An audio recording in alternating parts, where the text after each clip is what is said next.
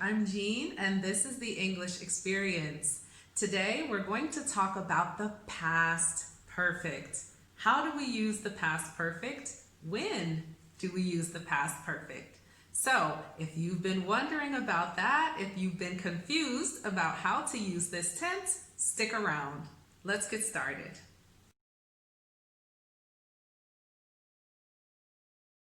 How do we use the past perfect?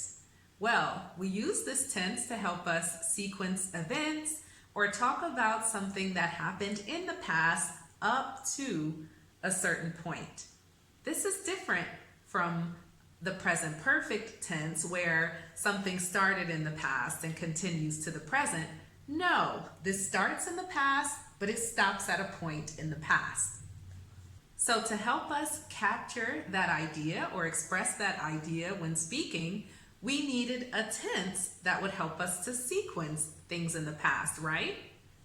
That's the past perfect. And we often hear this tense with words like already, yet, just, and even. So let's talk about forming the past perfect tense.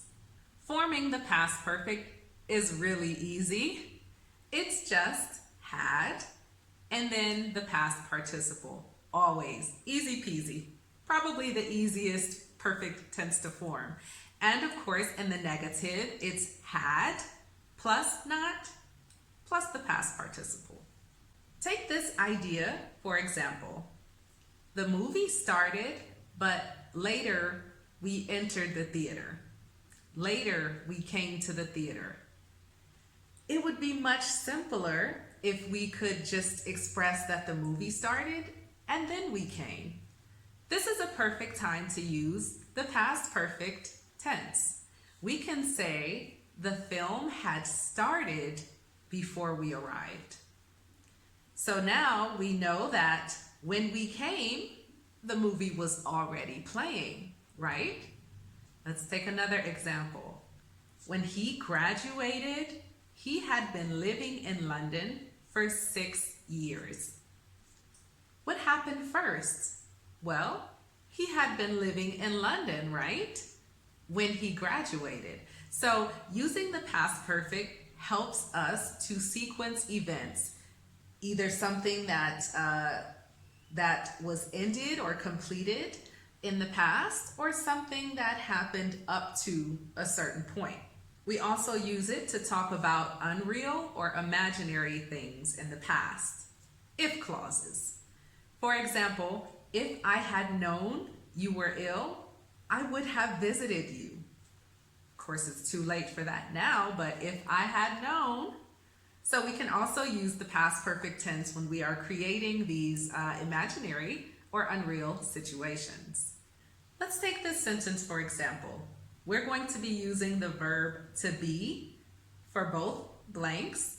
The garden blank dead because it blank dry all summer. How do we sequence this? What happened first? Whatever happened first, that's what needs to be in past perfect. So it must have been the weather that caused the garden to die, right? That happened first.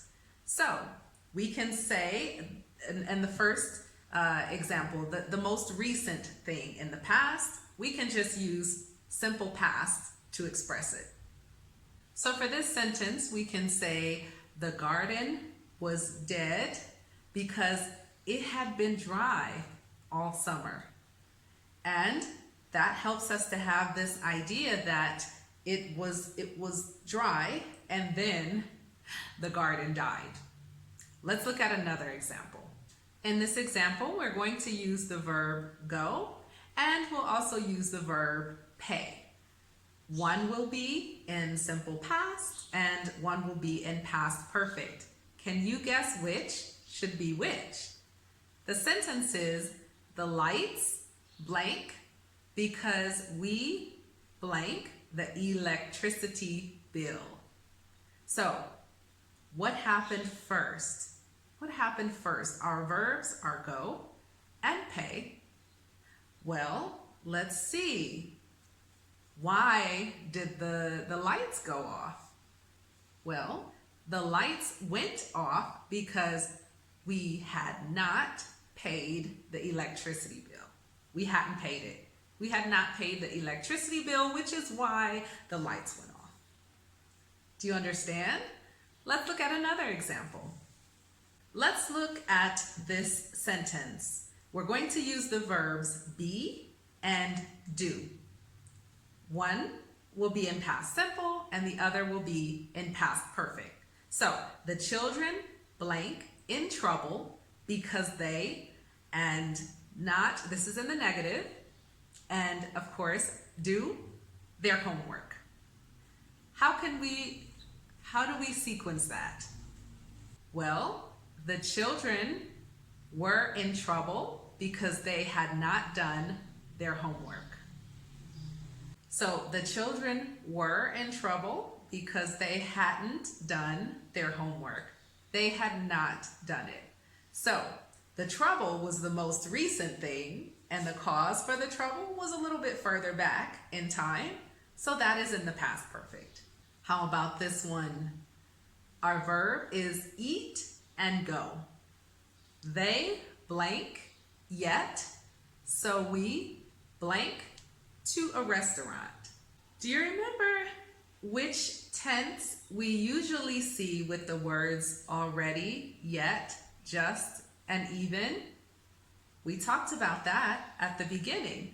So we can put that, of course, with the past perfect and say they had not eaten yet, so we went to a restaurant. They hadn't eaten yet, so we went to a restaurant. If you are not already subscribed to my channel, please hit that like button and subscribe, not because I'm important, but because you are. Learning English opens up a world of opportunities, and I want you to experience that.